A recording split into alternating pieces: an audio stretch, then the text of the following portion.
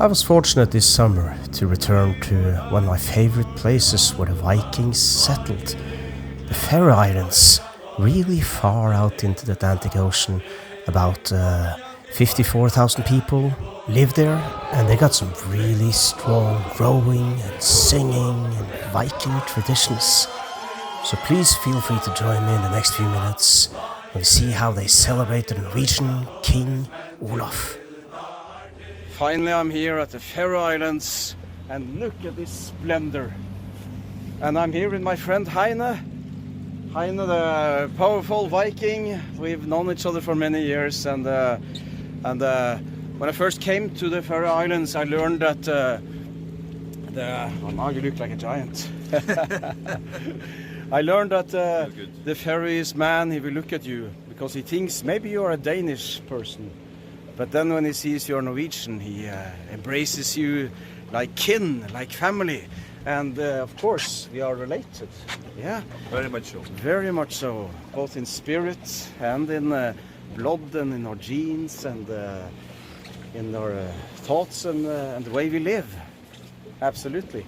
And for me to come out here with you now and to start my visit to the Faroe Islands in this, I guess we're lucky with the weather, aren't we? Yeah, I mean, sort of. For sailing, but they could do much better. It's not very clear, as you see, but it's a beautiful, beautiful area. As there are many areas beautiful, but it's good enough. Yeah. You see the mountain in the middle here? That has a tunnel right in it, and we just drove through there. And I'll show you. Maybe I'll edit some from the cave that we went to. Yeah, I'll do that. Yeah. The monk cave. Yeah. And then. Well, it's the start of Saint Olaf, the celebration of the Norwegian King Olaf, the Holy, here on the Faroe Islands, which is in about 3 days' time. Starts tomorrow, actually. Yeah, the celebration. But what we need to know is the great song of another Olaf, Olaf Tryggvason, and his ship. Ormenlange. The serpent, the long serpent. And what we need to know, there are 86 verses. Yes. Yeah, to this song. And on Friday night at 11 until midnight, we will dance 4,000 people together in the same... Yeah, maybe 10,000 people. 10,000? Yeah. Really, that much? Together in one dance. 2 steps to the left and 1 to the right.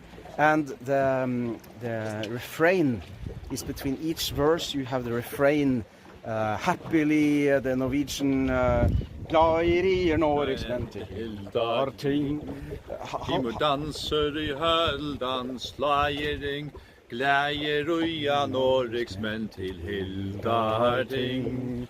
Kongere lete sletje vitje herra sløtton sante armer lenke største vei. Ui gjørdes av Norrikslande, limor danser I høldans slairing. Gleder uja Norriksmenn til Hildarting. And then the rest of the 85 other verses. It's a great song, and it's I guess it's sort of like your anthem here. Yeah, I mean it's a classical. It's one of the medium long. Medium long. Yeah, there are some what we call the giant ones. They are several hundred verses. Yeah. And you have some of other from the Viking age also, not just Olaf Tryggvason. Yeah, we have many from the Faroe Islands also. The Sigmund Brestesson who came.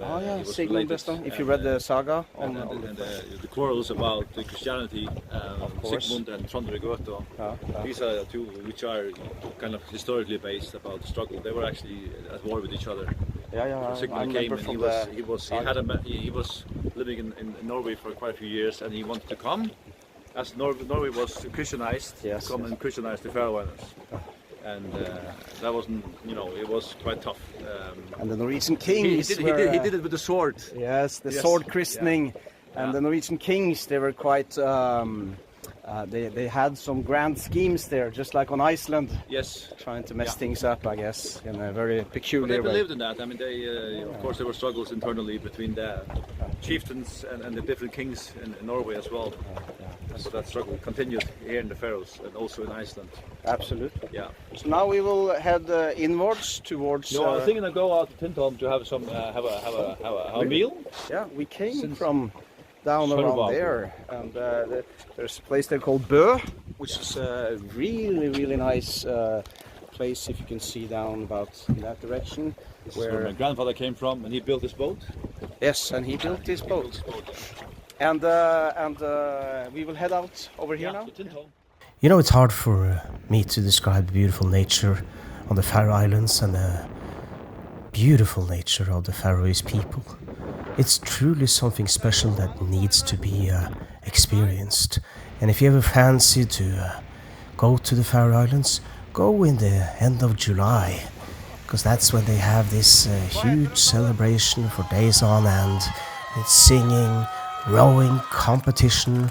This year at the 10 man, I mean, they have all sorts of different categories, but here I'll show a little from the final in the 10-man rowing boats, where the Vikings were the ones who went off with a narrow victory this year.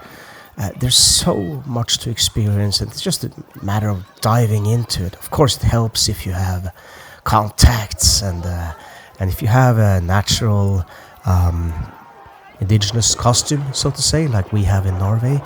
Oh, they will love you for it. I mean, it's really astonishing to see kids, even young kids, scream at the telly when this that we see here was broadcasted live all throughout the day.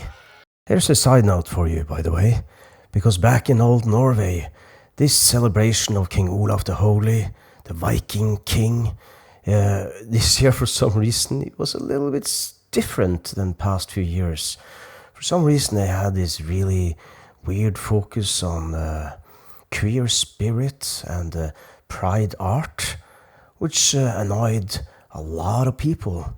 And in a sense, it was good to come back to the Faroe Islands and celebrate King Olaf the Holy. And the closest thing we got to something like that was actually a safe space for old white men. You can imagine I enjoyed myself in there. But on Faroe Islands, it's all about tradition. It's all about the singing, it's all about the dresses, and it's all about culture and roots. And it's a great celebration.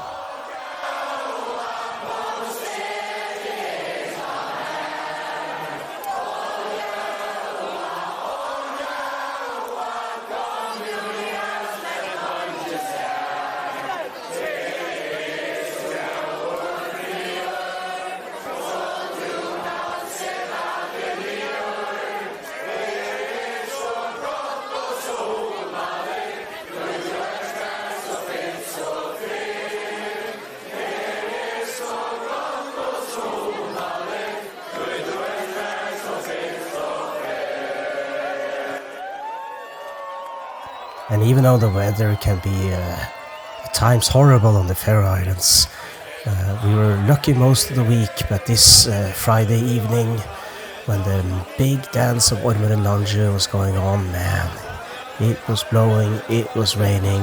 There weren't 10,000 people, but there were thousands. And it still was a great experience. Hey, take care.